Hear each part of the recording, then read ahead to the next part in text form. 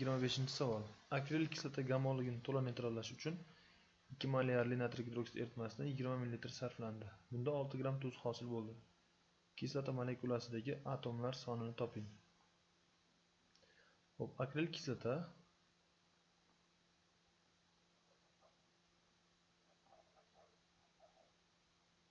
uchtalik to'ymagan kislota. Endi buni gamoligi ekan. Gamoligi bo'lsa, bilmaymiz nechtaligini.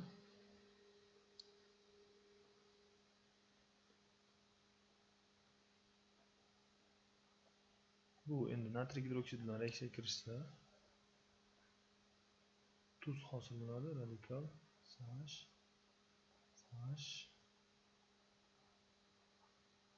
natriyli tuzi bilan plus suv ajralib chiqadi. Reaksiya o'zi teng.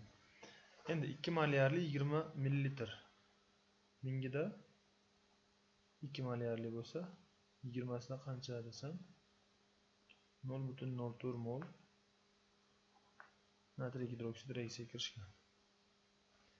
Shunda 0,04 mol natriy gidroksid reaksiyaga kirishganda 6 gram tuz hosil bo'ldi. Bizda 1 mol natriy gidroksid reaksiyaga kirishganda qancha desak 150 gram. 150 gramdan endi bu tuzni massasi. O'tiga aniq massani ayiramiz. 93 gram. Shunda radikalga qoladi. 93 ni ayirib yuborsam 57 gram